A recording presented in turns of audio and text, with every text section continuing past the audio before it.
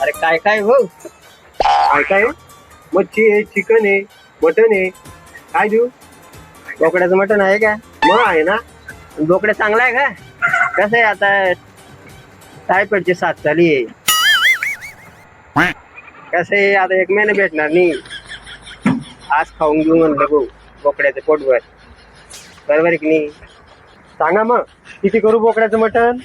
काय छटाक दिलं मग ते? येडा मिळा झाला काय? 700 रुपये किलो आहे ते. बापरे, 700 रुपये लय महाग आहे. मग मी तर म्हणतो सरकारने याच्यावर अनुदान दिलं पाहिजे. याच्यापासून गरीब लोक वंचित राहिले नाही पाहिजे. जा मग जंतर मंतरला.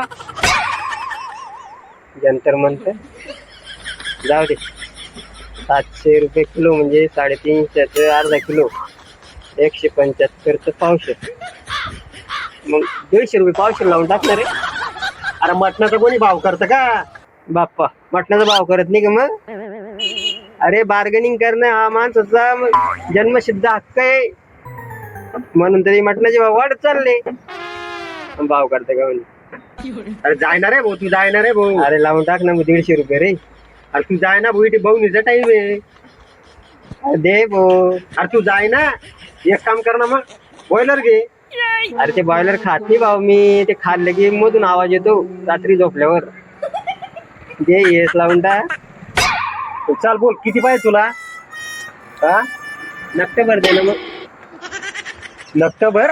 अरे काय माणूस आहे आप्पा यार तू. तुझी ना भाऊ, बाकी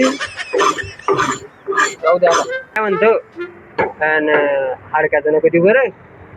नरम नरम ते हाडकांचे ना ते गोड गोड बेजार होतं माणूस. जाऊ का?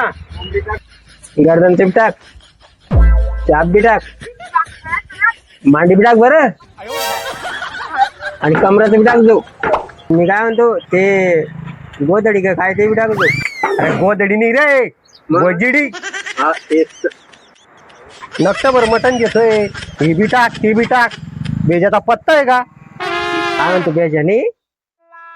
राहू दे, काही गरज नाही. मी असं बेजा खात नाही.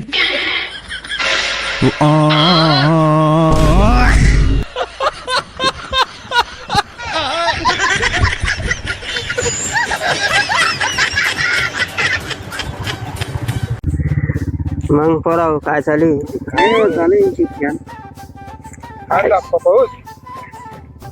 पाऊस बस ना. पाऊस तर यायलाच नाही पाहिजे रे. गंज झाला आता एवढाच पाऊस. असं काय म्हणतो आप्पा तू? कुठे तर गहू हरभरा आला पाहिजे. गोवार भरायला पाहिजे. अरे गंज झाला एवढंच पाणी. एवढ्या पाण्यावर येऊन जाईल गोवार भरा. आणि ते 2019 पासून पाणी येऊ राहिला. 7 वर्षापासून रब्बी खरीप सगळे घेऊन राहिलो. काय परापत केली शेतकऱ्यांना.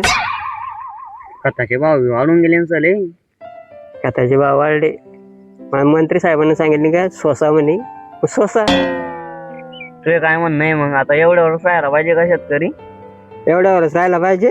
मग 12 महिने काम करू करू थकून चालला शेतकरी. काय कोणता शेतकरी श्रीमंत झाला लगी? पहिले कसं डिसेंबर फेब्रुवारी पर्यंत काम चालत होते. नंतर 4 महिने आरामशीर राहत होता शेतकरी, बरोबर आहे की नाही? त्यापेक्षा नकोच ना ते पाणी. तेवढं करून घ्यायचं आणि आराम करत राहायचं. ते काय म्हणणं आहे? पाणी आलं नाही पाहिजे का? त्याला आला पाहिजे पाणी. बरं एवढ्यावरच असे बी 7-8 वर्षाहून थकरेच राहिले. 12 महिने काम चालू शेतकऱ्याला. काही घेणं देणं. मस्त डिसेंबर पर्यंत कपाशी आटून जाते. नंतर 4-5 महिने खिराचे लग्न खात, बरोबर आहे की नाही? का बाप